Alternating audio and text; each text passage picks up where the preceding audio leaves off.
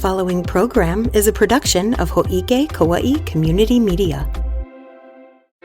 The Into Light Project is changing the conversation about drug addiction through the power of art and story. The exhibition is set to open in February 2026 at the Kauaʻi Community College Performing Arts Center and will honor lives lost due to substance abuse disorder with original portraits and personal narratives. In order to make this exhibit a possibility, the Into Light Project is currently looking for submissions from Hawaii residents across all the islands. From now until the end of November, anyone from any island can submit their loved one's story by visiting intolightproject.org. Each submission is honored with a professionally drawn portrait and written narrative to spark change regarding the stigma surrounding those who suffer from substance abuse disorder. The project still has plenty of spots open, and all submissions are accepted on a first-come, first-served basis.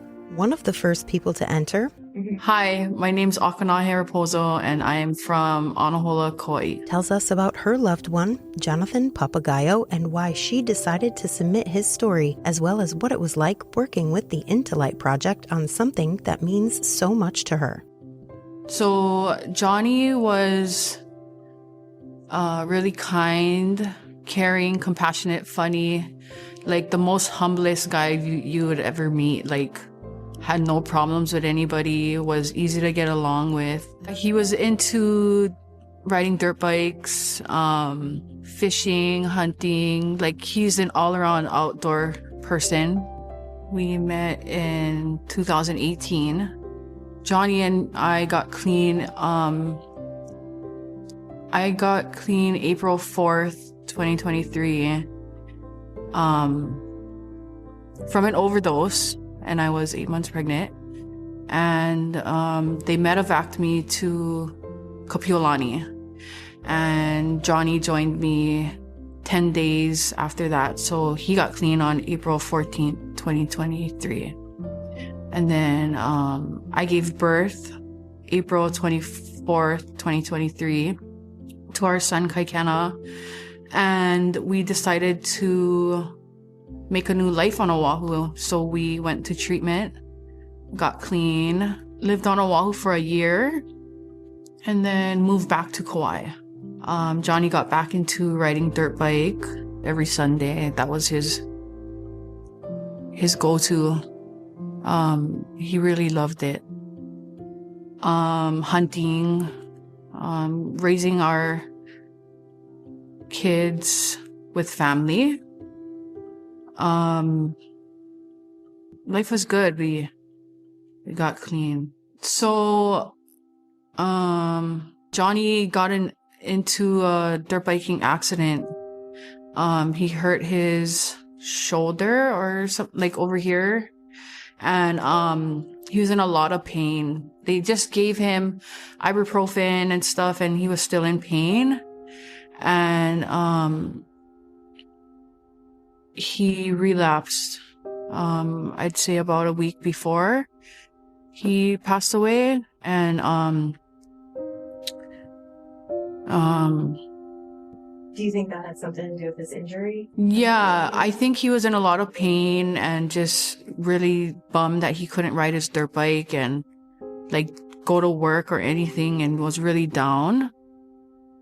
And, when I found out he relapsed, I asked him if he wanted help, and he did. So we went to the Wynn House for an assessment, and they told him they did like an assessment with him, and they told him once they get his results back that he could start classes.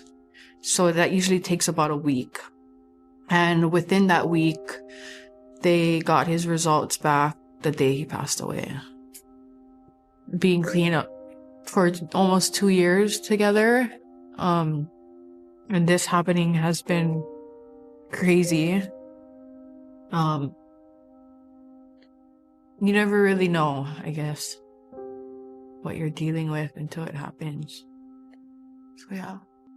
How I heard about the Into Light Project, I heard it on the radio. I don't know what station it was on, but I heard an ad, a radio ad about it.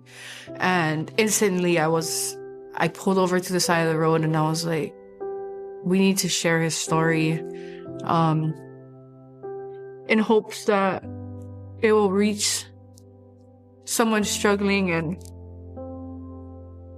hear the pain that I'm going through or my family is going through, and would make them want to get help, I guess.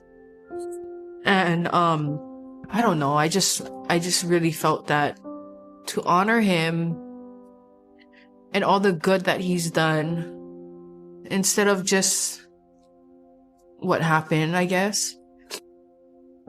So tell me a little bit about the process itself.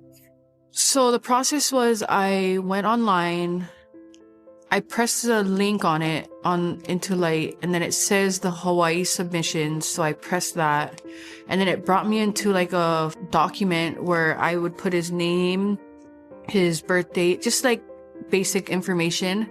And then it starts asking questions like, how would you describe your loved one in 4 words? And then you elaborate on that 4 words. The 4 words I used to describe Johnny was kind, adventurous, funny, and outgoing, I think it was. And they give you like a 500-word limit to kind of talk about your loved one. And that was hard. 500-word limit was pretty hard for me, because it was like, how do I describe his life in 500 words? It was hard. Anyways, I submitted it, and then I heard back within days from, I think it was Barbara. And then they wanted me to do edits on it, and they helped me elaborate more, if that's the word for it. So it's an easy process. It's just doing it.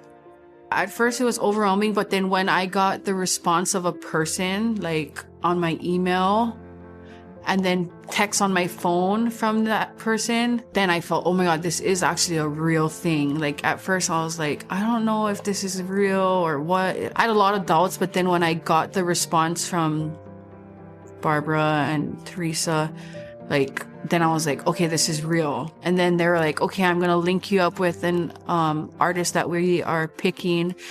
And I was like, oh wow, okay, this is moving really fast. Like, wow, okay. And then I got linked up with the artist, and then he wanted me to send pictures to him of Johnny, so I did. And then we had conversations. So it was cool, like, oh my gosh, the fish, he was a fisherman. And just having these people to talk to and like see that they really want to honor him is what like pushed me more to go through with it and like actually respond and go along with it. So anyways, I got the pictures to him, and after like the 10th one or so, he's like, yep, this is the one I can do. And within like, I'd say a day, I got like the first draft of the portrait of Johnny, and it was beautiful. Like, I was just like, he's like, did you like it? And I was like, yes, I don't need no changes. It's perfect. I love it. And I got back the 500-word limit or whatever. I got that back, the final edit, and I loved it. So for anybody who is sort of like on the fence about this, what advice that you think they should know? What's something they should know about this?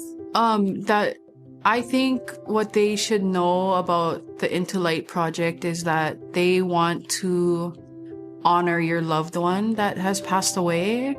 That's one of the things that struggle on Kauaʻi, is the stigma around drugs and just people that struggle with it. They are about remembering all the good things and like what your loved one is really about.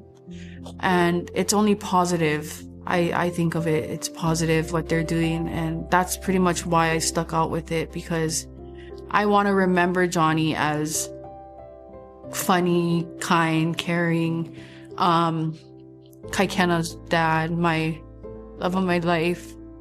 And they're helping me do that, you know, and I just hope that other people will go and enter too. Yeah, I really do think this has helped is helping me heal. Just being able to talk about it and be in action and do positive things, which is like, this is a positive thing for me, and just be in action, I think. Yeah, the thing that I'm most looking forward to at the exhibit is having all his family come and like an honor of him, and just seeing his picture and like just remembering him for what he was in life, you know, an awesome dad and an outdoor person, kind, caring. Oh, he would always say, "Hang in there." I have it on the back of the shirt. So this is his memorial shirt that we made him. So pin him like pain, and then his signature. Because when he rode dirt bikes, it was like all gas, no brakes. Like, and that's how he got hurt, because he was like, he was just great on a dirt bike. Like, I guess one big memory that I will forever have ingrained was when my son was born, and how proud he was. He was 10 days clean, and I was about 20 days clean, and it was just a beautiful thing. He was so proud to be a dad. And every time I see it, like when he was with our son, like he was just so proud, you know, and that's what kind of, I want my son to remember his dad as that, you know, everything positive. So I think that's another thing why I I put him in this Intellite project, because it's positive. Like, they don't ask like exactly what happened or anything. They just want to know, like, okay, what was he about? Like, what did you love about him? What made him him? Like, nobody really, anybody else asked that, like, ever. So just for that was cool. I think that's what really made me stick on, like, okay, well, let's go forward with this. I wish I had my thing that I wrote. Then I would have just read that, yeah? Do you have? I wonder if I have it on my phone. Okay, yeah, I do have it. Oh, good. Do you mind reading it? Yeah. Okay, so Johnny J. Payne Papagayo. Loving, caring, genuine, humble, respectful. Johnny was born and raised in the beautiful, close-knit community of Kauaʻi to Philip Sr. and Benita Papagayo.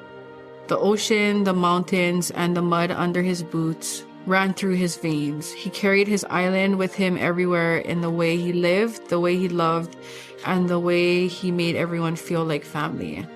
A loving and caring, respectful man, Johnny's presence and love were deeply felt.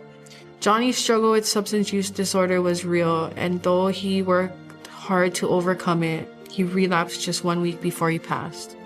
There was little warning. The pain of losing him was deep, as was the love he left behind. Johnny was adventurous, caring, hardworking, and deeply rooted in family.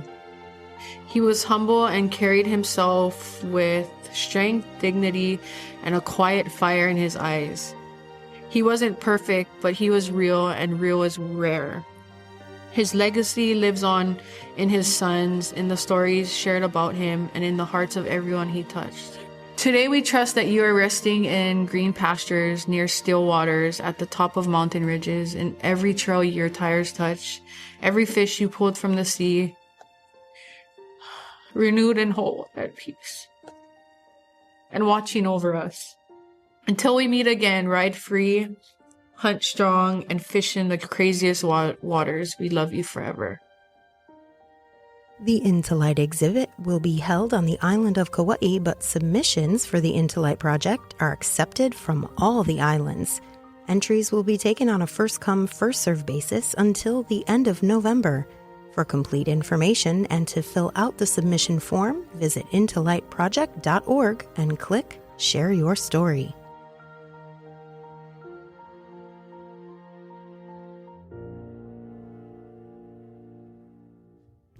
Allegra Gaines is Hōʻike's president and CEO, while Lego Sameta is the administrative assistant. Smita Narong handles production and education services. Max Richardson also handles production, but IT services as well. Trisha Allen is Hōʻike's news and events producer, and Olivia Franco is our county producer and social media manager.